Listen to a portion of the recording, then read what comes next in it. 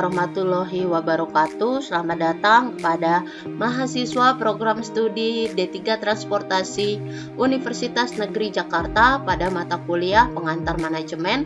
Pertemuan ketiga, kita kali ini akan bahas tentang dasar-dasar perencanaan oleh saya, Ibu Siti Sahara. Adapun tujuan mata kuliah kita sebagai berikut.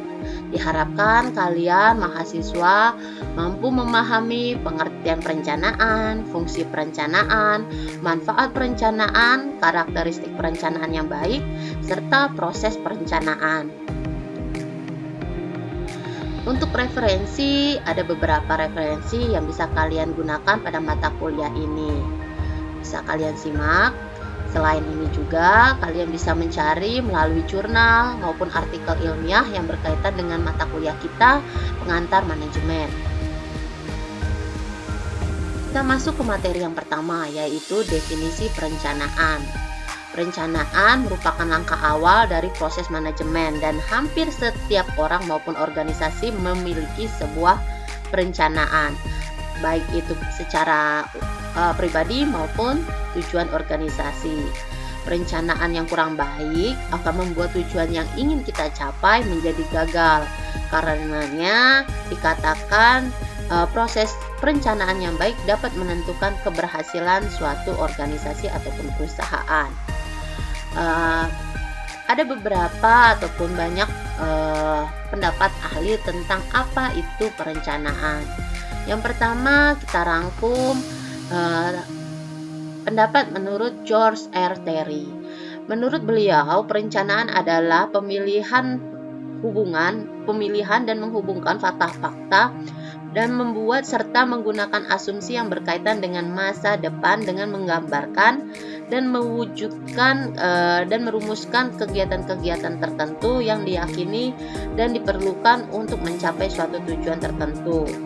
Lalu, menurut Henry Fayol, perencanaan merupakan pemilihan ataupun penetapan tujuan-tujuan organisasi dan penentuan strategi kebijaksanaan proyek, program, prosedur, metode, sistem anggaran, dan standar yang dibutuhkan untuk mencapai tujuan.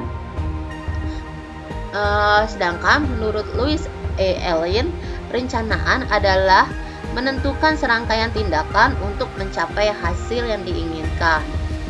Menurut Sondang B. Siagian, perencanaan didefinisikan sebagai keseluruhan proses pemikiran dan penentuan secara matang dari hal-hal yang akan dikerjakan di masa yang akan datang dalam rangka pencapaian tujuan yang telah ditetapkan. Dan yang terakhir, menurut Malayu SP Hasibuan, menurut beliau, perencanaan adalah sejumlah keputusan mengenai keinginan dan berisi pedoman-pedoman pelaksanaan untuk mencapai tujuan yang diinginkan. Sehingga bisa disimpulkan bahwa perencanaan adalah suatu proses kegiatan dalam menentukan cara-cara tertentu bagaimana mencapai tujuan yang terbaik agar menjadi lebih efektif, efisien, tepat pada waktunya. Perencanaan yang baik adalah apa yang dirumuskan dapat direalisasikan dan mencapai tujuan yang diinginkan. Sehingga untuk mengetahui apakah perencanaan itu baik atau tidak dapat dijawab melalui pertanyaan dasar 5W plus 1H yang dijadikan sebagai prinsip perencanaan. Untuk W yang pertama yaitu what, ini ditanyakan apa yang dilakukan, apa yang sesungguhnya menjadi tujuan dan apa yang perlu dilakukan untuk mencapai tujuan tersebut. Ini biasanya merupakan penjabaran dari visi misi organisasi maupun perusahaan. W yang kedua adalah why, mengapa. Mengapa kita melakukan itu, mengapa tujuan tersebut harus dicapai. Why di sini merupakan jawaban dari pertanyaan what tadi. Selanjutnya who ataupun siapa di sini mempertanyakan siapa yang melakukan, siapa yang akan melaksanakan kegiatan tersebut. Biasanya dikaitkan pada kualitas seseorang yang sesuai dengan latar belakang maupun keahlian berdasarkan kegiatan apa yang akan dilakukan. Berikutnya where. Where di sini ditanyakan di mana kegiatan tersebut dilakukan. Selanjutnya when. When biasanya ditanyakan atau kapan kegiatan tersebut dilakukan, kapan kegiatan itu dimulai, dan kapan kegiatan itu diakhiri. Dan yang terakhir how. How ataupun bagaimana. Bagaimana mencapai hal tersebut, bagaimana cara yang harus dilakukan untuk melakukan kegiatan tersebut. Sehingga bisa kita simpulkan, perencanaan yang baik adalah perencanaan yang bisa menjawab 5W plus 1H. Adapun fungsi-fungsi dari perencanaan, yang pertama adalah sebagai penentu arah. Dalam pencapaian tujuan biasanya sangat mungkin antara individu per individu ataupun antar bagian dan dengan bagian lain dalam perusahaan akan bekerja secara sendiri-sendiri ataupun individualis jika tanpa adanya arahan yang jelas. Dengan adanya perencanaan ini, maka organisasi akan mendapatkan arah yang jelas sesuai dengan acuan kegiatan atau panduan kegiatan. Sehingga individu ataupun bagian tadi mengetahui apa saja kewajibannya. Yang kedua adalah mengurangi ketidakpastian. Mengurangi ketidakpastian di sini maksudnya adalah setiap pelaksanaan organisasi, perusahaan itu tidak mengetahui apa yang akan terjadi esok hari, lusa, maupun minggu depan dan seterusnya. Sehingga menimbulkan suatu ketidakpastian baik secara individu maupun organisasi. Dengan adanya perencanaan ini, ketidakpastian yang mungkin terjadi di masa depan akan diantisipasi jauh-jauh hari. Lalu meminimalisir kemubaziran dan pemborosan. Jika perencanaan dilakukan dengan baik, maka sejumlah sumber daya yang diperlukan akan dipergunakan sesuai dengan apa yang telah dipersiapkan sebelumnya melalui perencanaan ini tentunya. Sehingga kemubaziran, pemborosan yang terkait dengan penggunaan sumber daya organisasi maupun perusahaan dapat diminimalisir agar tingkat efisiensi dapat terwujud. Dan yang terakhir adalah menetapkan standar untuk pengendalian maupun pengawasan. Rencana yang dibuat dalam suatu organisasi ataupun perusahaan selalu disertai dengan standar kualitas mutu yang diharapkan, yang diawasi serta pun dikendalikan pelaksanaannya agar hasilnya sesuai dengan apa yang diharapkan. Dalam pengendalian dan pengawasan ini tentunya akan membandingkan antara yang telah direalisasikan di lapangan dengan standar yang telah ditetapkan sebelumnya. Jika terjadi penyimpangan, akan dievaluasi untuk diperbaiki sesuai dengan standar tersebut.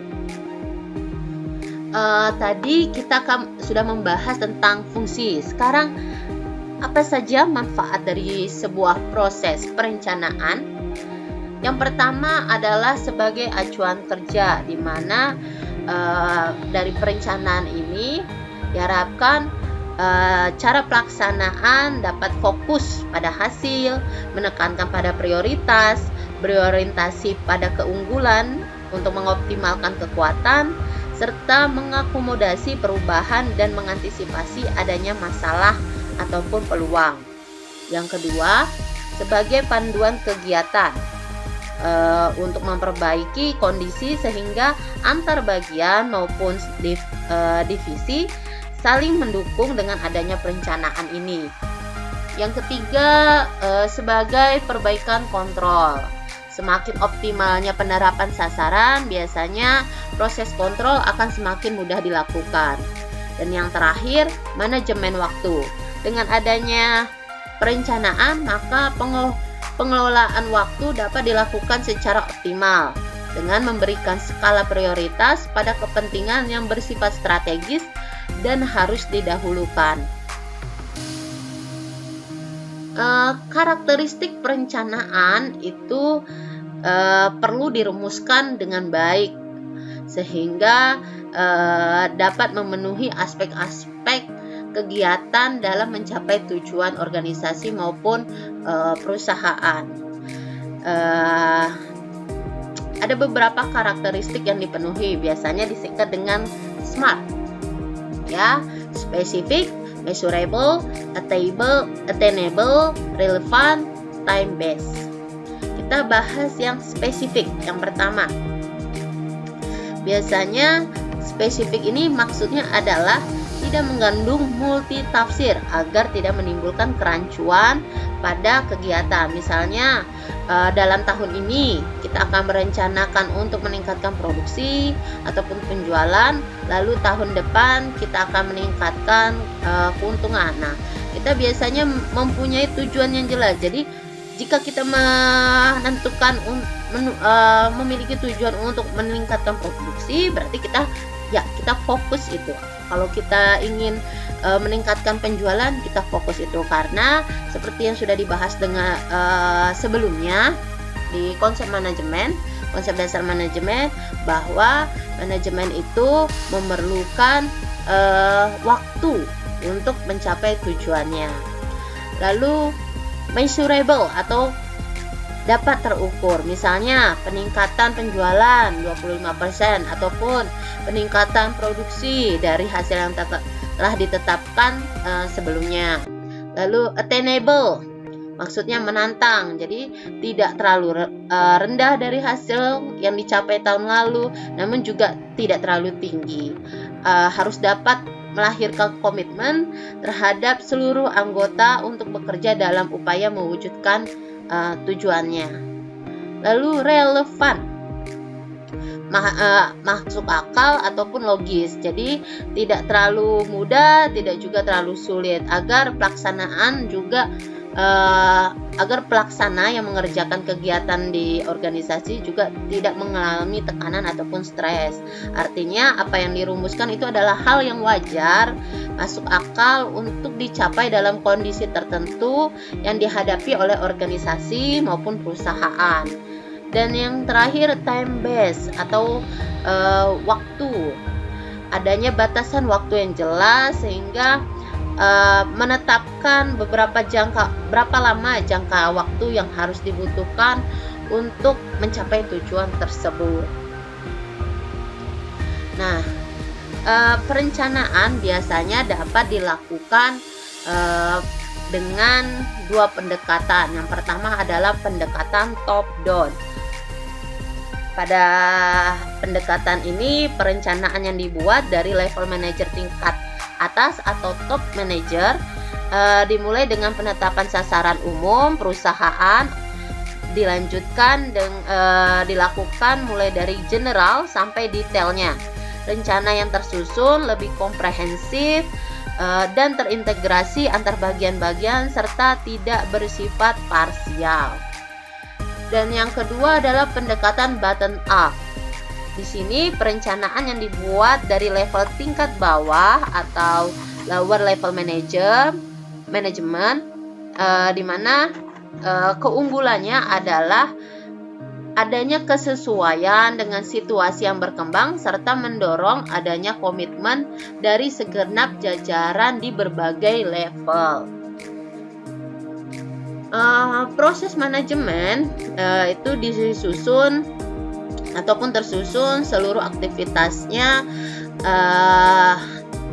berdasarkan kegiatan organisasi maupun perusahaan, bagaimana dilakukannya, di mana dan kapan saatnya melakukan kegiatan tersebut serta sebagainya. Jika tidak ada kegiatan perencanaan, sang pemimpin biasanya tidak akan tahu apa yang harus diorganisasikan, apa yang harus diarahkan ataupun dikontrol. Proses perencanaan itu dilakukan dengan beberapa tahap. Tahap yang pertama adalah menentukan tujuan. Di sini menentukan apa yang menjadi tujuan, keinginan organisasi ataupun perusahaan. Yang kedua, mengukur kinerja saat ini. Apa saja yang telah tersedia saat ini, apa saja yang dimiliki oleh organisasi, maupun perusahaan yang menjadi dasar patokan dari tujuan yang hendak dicapai, serta mengeksplorasi sumber daya yang dimiliki dan mengevaluasi peluang yang memungkinkan untuk kita garap ke depannya. Dan yang ketiga, menciptakan strategi tindakan, di mana kita menginventarisir segala kekuatan dan kelemahan, juga peluang serta tantangan untuk dapat menciptakan strategi yang dapat diimplementasikan. Dan yang terakhir adalah menyusun serangkaian program. Pada tahap akhir ini kita mempersiapkan dan menyusunkan rencana-rencana yang telah ditetapkan berdasarkan tahap 1, 2, dan 3 dalam bentuk program kerja. Oke, sekian pertemuan kita kali ini. Motivasi kalian hari ini adalah semua kesuksesan berawal dari manajemen waktu dan dimulai dengan sebuah perencanaan. Semangat terus belajarnya. Sampai jumpa di pertemuan berikutnya. Assalamualaikum warahmatullahi wabarakatuh.